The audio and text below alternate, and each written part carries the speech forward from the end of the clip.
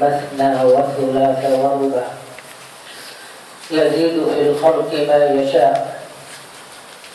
والصلاة والسلام على أشرف الأنبياء والمرسلين وعلى آله وصحبه أجمعين أما بعد. معاشر الحاضرين rahimani wa rahimakumullah. Bapak-bapak sekalian, alhamdulillah di bulan Sya'ban ini ya, insyaallah sebulan lagi kita ketemu Ramadan insyaallah. Perlu kita tingkatkan aktivitas puasa kita, karena ini adalah bulan pelatihan menuju totalitas ibadah selama bulan Ramadan, sehingga seperti tilawah Al-Quran kita, puasa kita, plus juga sudah saatnya kita kemudian membaca buku-buku terkait dengan Ramadan untuk kemudian mengarahkan ruhiyah kita, spiritualitas kita, sehingga ada kesiapan dalam rangka untuk menyongsong Ramadan dengan hati yang penuh kegembiraan, optimisme untuk mendapatkan ampunan, mendapatkan kedekatan dengan Allah Subhanahu wa taala. Jemaah yang dirahmati oleh Allah Subhanahu wa taala, hari ini sebetulnya hanya kembali menegaskan poin pertama yang kita jelaskan pada bulan yang lalu terkait aktivitas malaikat dalam rangka untuk mencabut ruh manusia. Pada bulan yang lalu kita telah membahas Allah Subhanahu wa taala menggambarkan dua cara malaikat mencabut nyawa kita manusia. Pertama adalah orang-orang yang jauh dari Allah, orang kafir, dan orang-orang muslim yang masih style orang kafir. Orang-orang yang belum tersibghah, tercelup dengan ajaran Islam yang ideal, sesuai dengan formalisasi Quran dan As-Sunnah. Di surah Al-Anfal, surah ke-8, kita temukan firman Allah, "Walau tara idh yatawaffal ladzina kafaru." Seandainya kalian bisa menyaksikan tatkala malaikat al-malaikatu mencabut, mewafatkan orang-orang kafir. Al-malaikatu yadribuna wujuhahum, tatkala malaikat memukul fisik orang-orang kafir. Akhriju anfusahum wa adbarahum, juga memukul belakang mereka sambil menyatakan wadzuqu adzabal hariq, rasakanlah hari ini siksaan neraka. Itu diantaranya terkait dengan orang beriman juga di surah An-Nahl surah ke-16 ayat 32 Allah tegaskan terkait orang beriman. Alladzina tatawaffahumul malaika, orang-orang yang diwafatkan oleh malaikat, thayyibin, dalam kondisi baik, orang yang beriman, orang yang saleh, orang yang patuh dan taat kepada Allah. Yaqulun, dengan nada yang berbeda, salamun alaikum, kalian saat ini akan selamat sejahtera. Udkhulul jannata, saatnya kalian untuk masuk ke surga kenikmatan. Bima kuntum ta'malun, dengan amal-amal ibadah, prestasi-prestasi ketaatan yang dulu telah engkau lakukan selama hidup ini masih terjadi dan masih berjalan. Hari ini yang kita mau tegaskan adalah sebuah hadis yang menuturkan secara runut bagaimana kondisi kuburan, baik orang-orang beriman setelah meninggal, baik ketika kemudian mau dicabut nyawanya, maupun kemudian ketika telah kemudian dia dikuburkan di liang lahat. Ini saya anggap penting karena telah kita tegaskan ayatnya, tinggal bagaimana Rasulullah menegaskannya. Nanti Bapak bisa lihat di situ, saya nggak tulis Arabnya di situ karena keterbatasan lembaran, tapi saya bawa ininya, hadis aslinya. Ya, nanti Bapak silahkan lihat ininya, terjemahannya. Saya baca aslinya, tes Arabnya. Al-Bara' bin Azib, dari Al-Bara' bin Azib, qala, dia menceritakan Kharajna ma'an Nabi sallallahu alaihi wasallam. Suatu saat, suatu hari kami keluar dalam rangka mengantar jenazah. Jenazah rajul min al-Ansar, salah seorang jenazah dari kalangan Ansar. Ya, ini orang beriman berarti, ya, penduduk Madinah. Fantahaina ila al-qabr, sampai kemudian kami tiba di pekuburan. Walamma yulhad, tatkala orang tersebut digalikan liang lahatnya, fajalasa Rasulullah sallallahu alaihi wasallam. Rasulullah duduk menunggu di sekitar kuburan. Menunggu. Wa jalasna haulahu. Akhirnya kami pun, ya, kata Al-Bara' bin Azib, kami pun ikut, ya, duduk sama beliau. Ya, yang gali kan nggak mungkin banyak, kali terbatas, ya. Liangnya lahatnya sempit, sehingga yang tidak terlibat duduk-duduk. Karena ala ru'usina at-tayr, seolah-olah ketika kami duduk itu di sekitar Rasulullah itu, begitu kami patuhnya sama Rasulullah, begitu kami kemudian sangat menghargai Rasulullah. Karena ala ru'usina at-tayr, seperti seolah-olah di kepala kami itu ada burung yang manakala kami bergerak kami takut kalau dia terbang. Begitu patuhnya sahabat di hadapan Rasulullah SAW. Padahal Rasulullah sebetulnya nggak pernah minta itu, tapi sahabatlah yang kemudian seperti itu. Lalu kemudian wa fi yadihi 'udun yanqutu bihi al-ard. Beliau ketika itu sedang memegang kayu agak panjang, ya, kayak ranting kayu itu yang beliau pukul-pukulkan ke tanah. Ya, biasalah ketika kita mulai cerita itu kadang kita sambil enjoy mukul-mukulin kayak gitu, ada kayu-kayu kecil ranting kita pegang gitu. Lalu kemudian farafa'a ra'sahu, lalu tiba-tiba Rasulullah menengadah ke langit, faqala, lalu kemudian melihat kami, beliau langsung menyatakan begini, ista'idzu billahi min adzabil qabr. Wahai kalian para sahabat, kalian jangan lupa senantiasa memohon perlindungan dari siksa kubur. Marrataini aw thalath, kata Azib, Bara' bin Azib, beliau ulang-ulang terus itu sampai 2-3 kali. Ista'idzu min adzabil qabr, kalian usahakan senantiasa memohon perlindungan dari azab kubur. Setelah Rasulullah SAW mengucapkan itu dan beliau pun mengucapkan na'udzubillahi min adzabil qabr 3 kali, beliau melanjutkan. Kata beliau, innal 'abdal mu'min, seorang hamba yang beriman, idza kana fil qita'in min ad-dunya, manakala dia kemudian terputus hubungannya dengan dunia, artinya meninggal, wa iqbalin minal akhirah, dan sedang menghadap menuju ke akhirat, nazala ilaihi malaikatun minas sama', maka turunlah malaikat dari langit. Bidul wujuh, wajahnya sangat putih. Yang digambarkan malaikat sangat putih, ka'anna wujuhahum syams. Wajah malaikat ini layaknya terangnya kayak matahari. Lalu kemudian ma'ahum kafan min adfaril jannah. Malaikat itu turun, di tangannya terdapat kafan yang sumber kafan itu dari surga Allah Subhanahu wa taala. Wa hanutun min hunutil jannah. Di samping itu, malaikat pun juga membawa wewangian, aroma wewangian dari surga.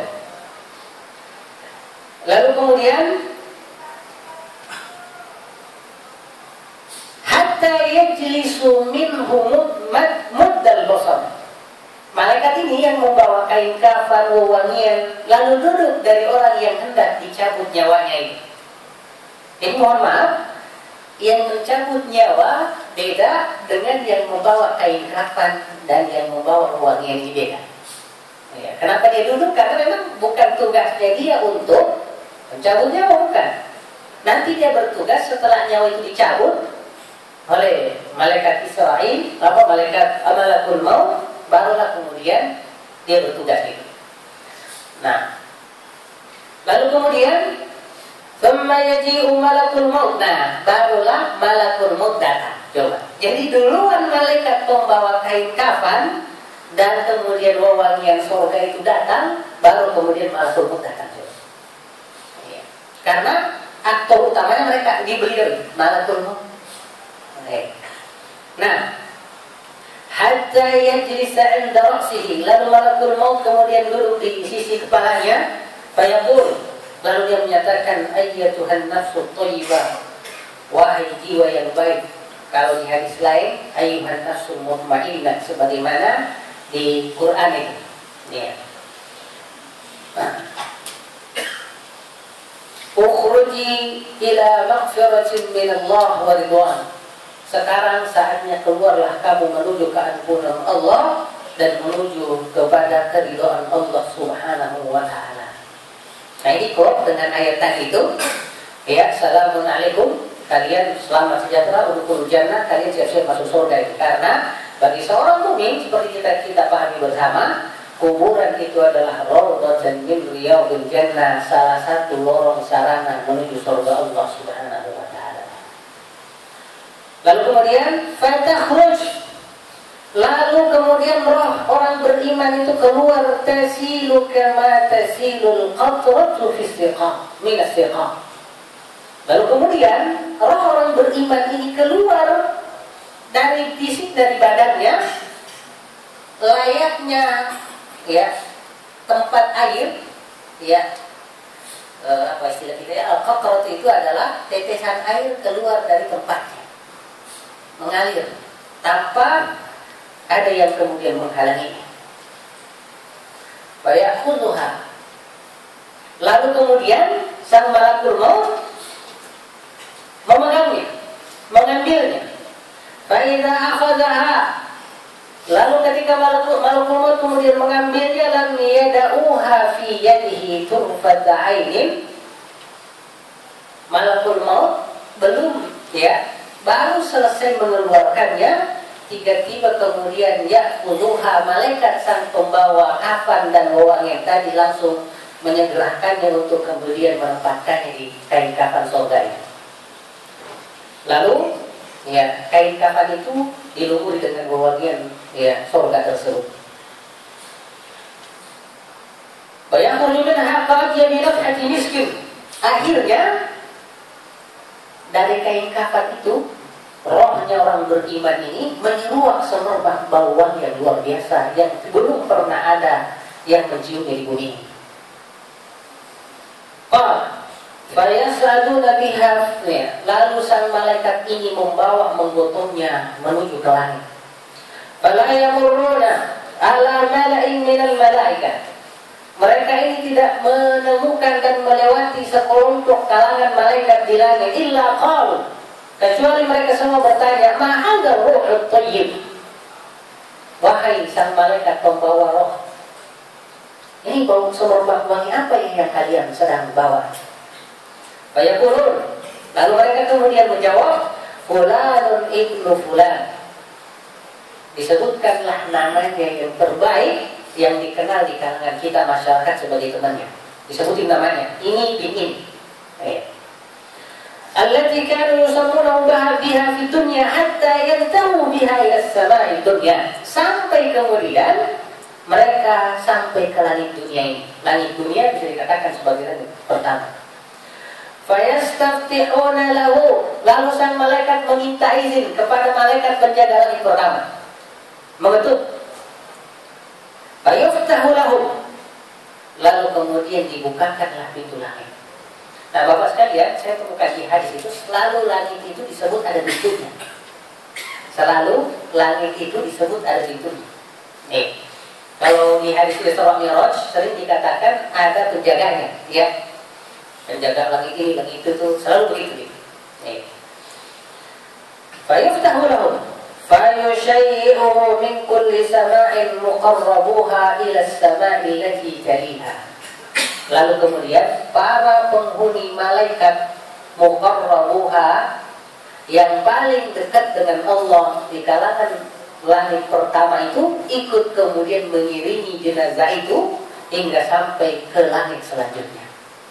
Dan itulah penghargaannya, Pak. Jadi orang beriman sekalipun kita telah mengantarnya ke penguburannya, mereka nanti setelah dikubur, sekalipun dia sudah dicabut rohnya, dia sudah diantar duluan oleh para kalangan para malaikat naik menghadap Allah sebelum kita antar ke kuburannya, sebelum kita antar fisiknya.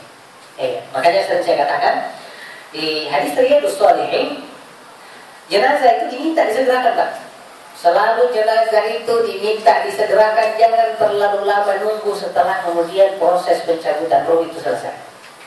Alasannya kenapa? Pertama, kalau dia orang baik, kita telah menyiksa jenazah karena dia sebelum meninggal dicabut rohnya itu sudah melihat tempat nikmatnya di surga.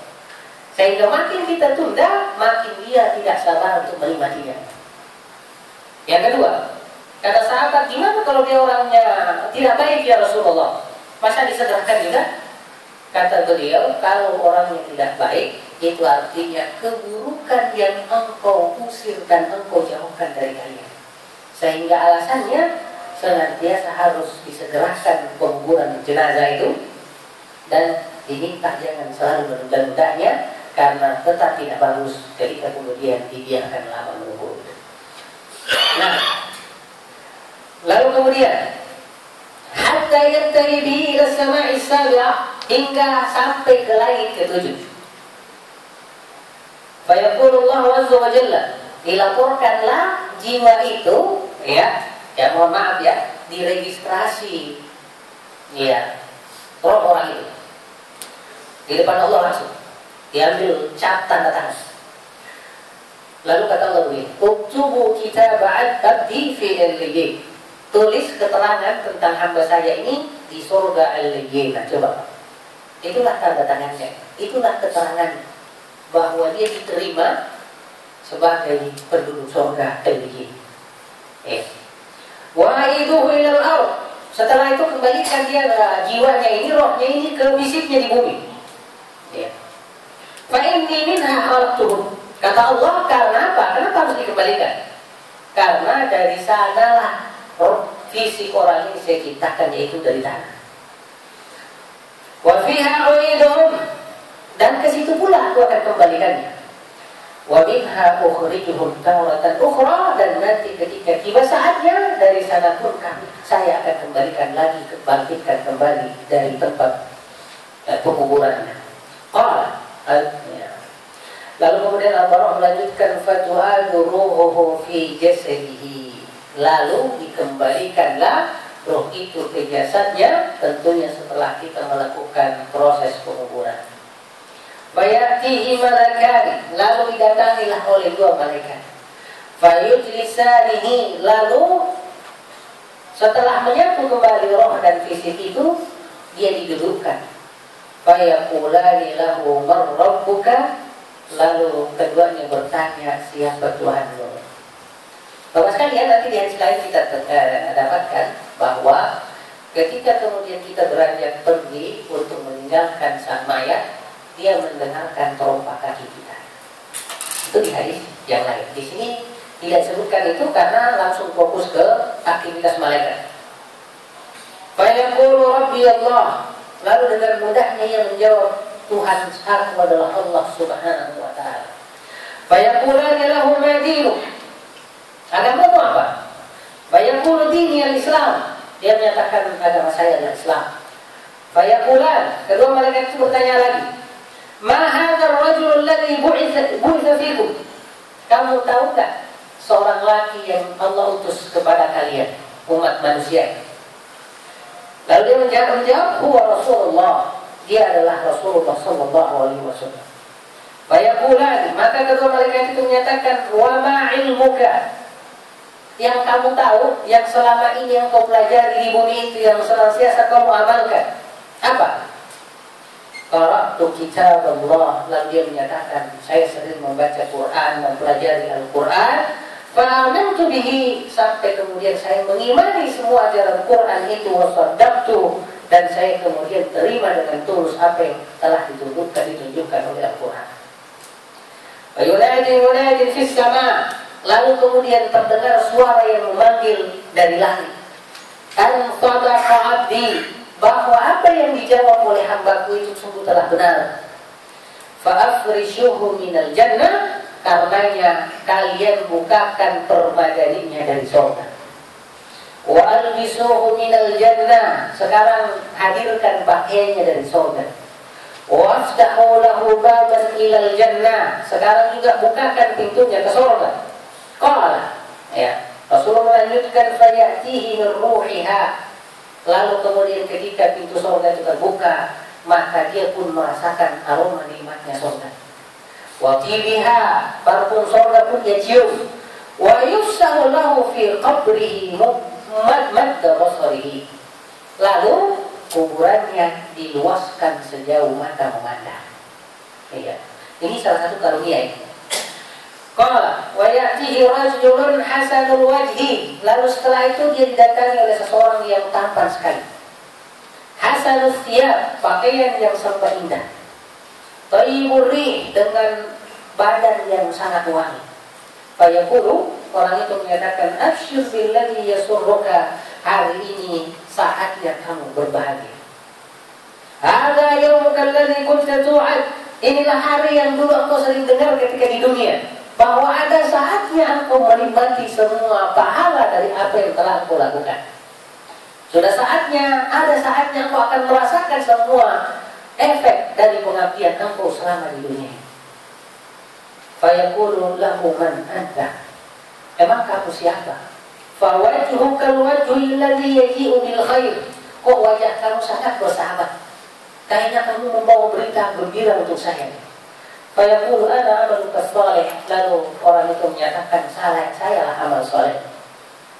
Fayaqulu, lalu dia menyatakan, ya Allah, aqimis sa'ah, segerakan saja terjadinya kiamat ya Allah.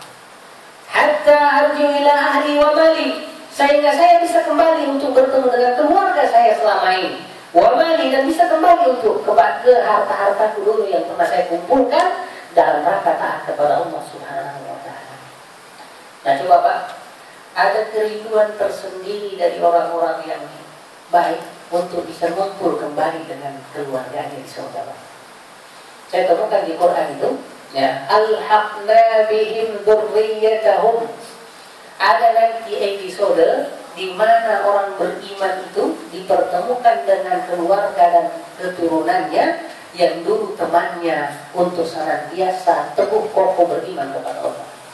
Sampai-sampai ada keturunannya yang sebetulnya belum pantas-pantas amat masuk surga, dimasukkan ke surga karena syafaat dari orang tersebut, bahwa ini keluarga saya. Nah, itu Pak, ini salah satu kelebihannya. Karena seperti kita tahu, di keluarga adalah lahan dakwah kita untuk senantiasa bersama menuju Allah Subhanahu wa ta'ala. Ya, seorang ulama menyatakan tidak ada keterangan bahwa orang kafir akan bertemu dengan teman-temannya di neraka nanti, tidak. Ulama menjawab bahwa ya nggak mungkin bisa ketemu, masing-masing sibuk ngurusin diri sendiri, disiksa, naudzubillah, gimana mau ketemu? Orang-orang di surga nikmat Pak, nggak ada gangguan, sehingga untuk saling mengunjungi, saling kepengen ketemu. Bahkan di Quran itu saya temukan, ya, ada percakapan antara seseorang dengan keluarga yang sama-sama masuk surga. Ya, dan kembali hari inilah dulu yang kita capek bersama-sama, senantiasa sholat, senantiasa amal ma'ruf dan sebagainya. Nah, sekarang itu adalah episode pemberiman. Sekarang kita masuk ke episode selanjutnya.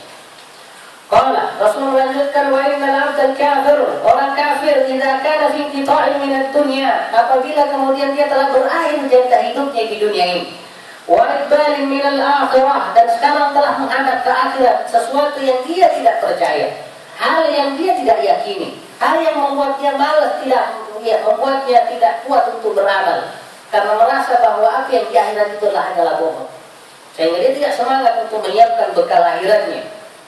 Lalu kemudian nazala ilaihi minas samai, turunlah dari langit malaikat baru menjemputnya Pak, naudzubillah. Karena malaikat tahu ini tugas siapa nih. Malaikat itu gimana? Sudul wujuh, kata Rasulullah, wajahnya gelap-gelap. Mungkin Bapak pernah lihat sedikit ilustrasi ya, hitam banget wajahnya itu kayak kebiru-biruan gitu. tajam, menyorot itu. Itu gambaran di hadis banyak tentang begitu. Kata dia begini, ukhruji ila sakhatin minallahi wa ghadab. Hari ini saatnya kamu keluar kepada kebencian dan kemurkaan Allah Subhanahu wa taala. Qala fatafarraqu fi jasadihi. Lalu kemudian fisiknya itu diotak-atik oleh malaikat, Pak. Ini bahasa hadis ini. Fatufarraqu fi jasadihi. Seperti tadi, nah itu fatufarraqu diotak-atik dia tadi, dipukulin lah fisiknya, belakangnya supaya keluar nakasnya. Karena nggak mau keluar sebetulnya. Kenapa nggak mau keluar? Dia membumi terus, nggak pernah melangit.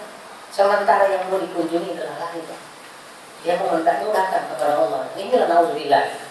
Makanya Pak Quraish Shihab ketika menulis buku Membumikan Al-Quran, artinya ajaran langit itu diminta diserap masuk ke diri kita. Itulah arti membumikannya. Karena dia adalah makna langit. Manakala kita jauh dari Quran, kita membumi.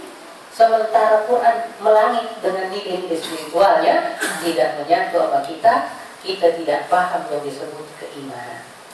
Gara-gara tidak paham iman itu intinya seperti yang saya tegaskan di sini adalah gaib. Allah yang gaib, akhirat yang gaib. Itu adalah konsep keimanan yang utuh dalam Islam. Saya sudah tegaskan bahwa orang kafir dan orang Islam bedanya hanya pada mengetahui masalah gaib.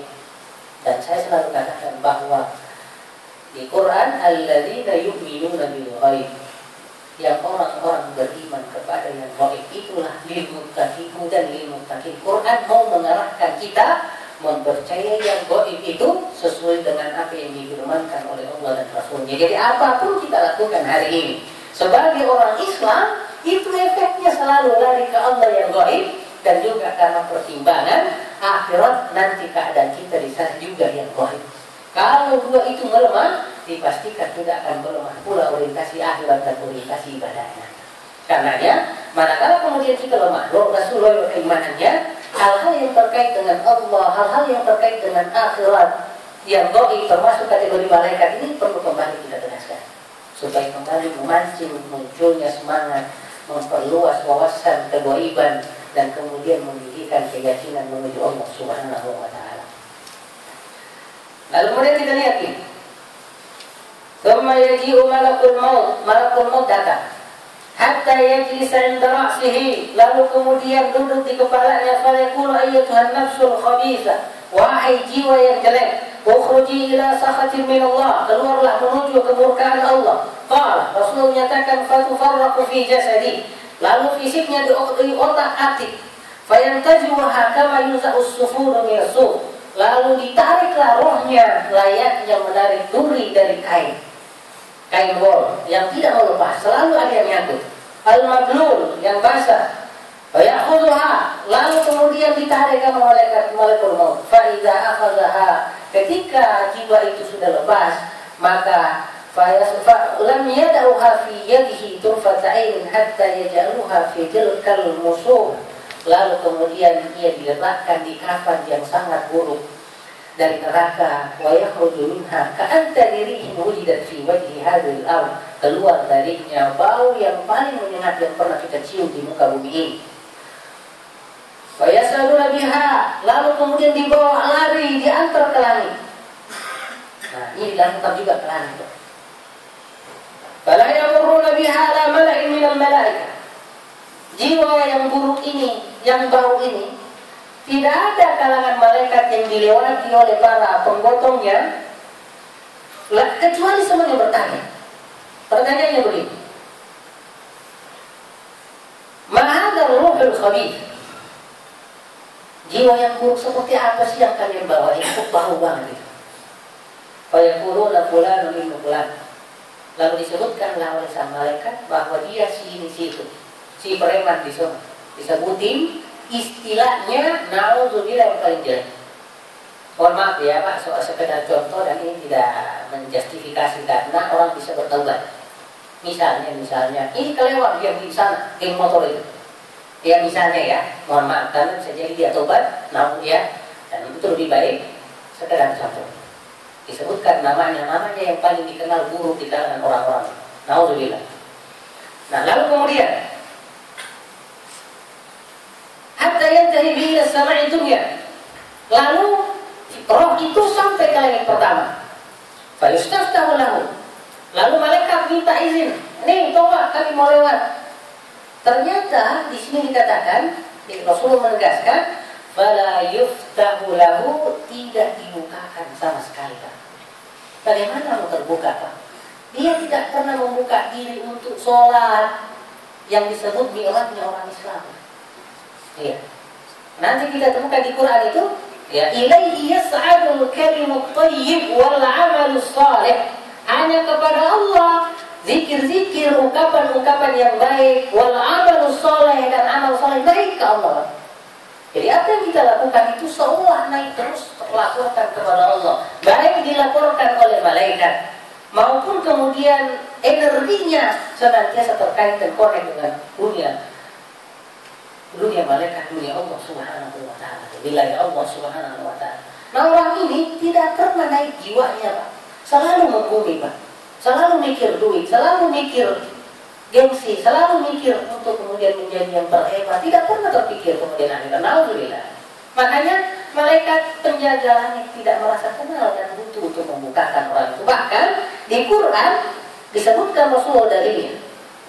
Ada yang wa man yusyrik billah, siapa yang syirik kepada Allah, fa ka'annama kharra minas sama', dia layaknya sesuatu yang jatuh dari langit, Pak. Jadi nggak naik ke langit, jatuh malah, Pak.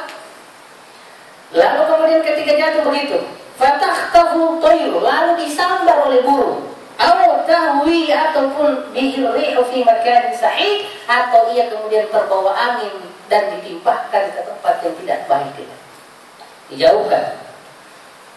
Nah. Bahkan Allah katakan la tuftahu lahum abwabus sama, tidak akan pernah dibukakan pintu langit, wala yadkhulunal jannah, dan mereka tidak akan pernah bisa masuk surga, hatta yalijal jamalu fi samil khiyam, sampai onta bisa masuk ke lubang jarum, Pak. Itu ada di surah Al-A'raf itu. Kalau na'udzubillah kita meninggal dalam kondisi kafir, meninggal dalam kondisi syirik, kata Allah tidak bakalan bisa masuk surga. La tufattahu lahum abwabus sama, enggak pernah bisa dibukakan pintu langit, Pak. Hatta yalijal jamalu, sampai onta bisa masuk ke liang jarum. Itu perumpamaan luar biasa. Ya, benang aja nggak bisa, Pak, apalagi ontanya bisa masuk, Pak. Ya, jadi jarum itu sudah dikenal di zaman Rasulullah. Sampai-sampai Quran menyatakan, ya, onta bisa masuk ke, ya, lubang jarum. Ya. Lalu kemudian, la tuftahu lahum abwabus sama, tidak akan dibukakan pintu langit. Fa yaqulu Allah azza wa jalla fi kitabihi, "Uktubu kitabahu fi sijjin." Nah, sekarang tulis keterangan tentang orang ini di sijjin, di neraka. Ya. Itu sering kita dengar sijjin itu, lawan dari illiyin, sijjin. Ya. Fil ardi sufla, di bumi terendah. Ya. Fatutrahu ruhuhu tarha, lalu dilemparkanlah jiwa itu menjauh, dilemparkan. Ya. Na'udzubillah. Tsumma qara, lalu beliau kemudian baca ayat.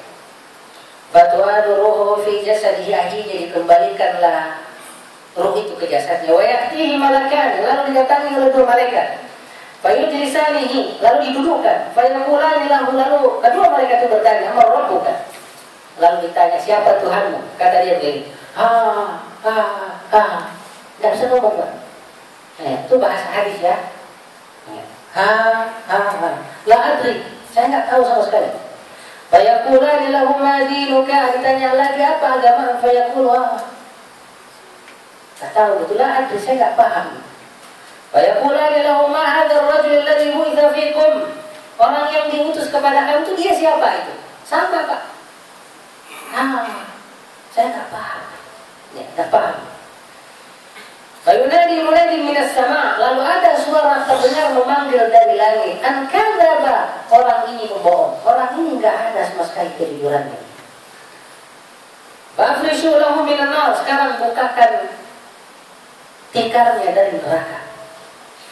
Waftahu lahu baban minan nar, bukakan pintu ke neraka. Fayatihi min harriha, lalu didatangilah oleh sengat neraka, api neraka, wasumumiha rajulnya, wa yadiqu alaihi qabruhu, sampai kuburannya sempit, hatta takhtalifa fihi adla'uhu, sampai tulang rusuknya kemudian bersilangan.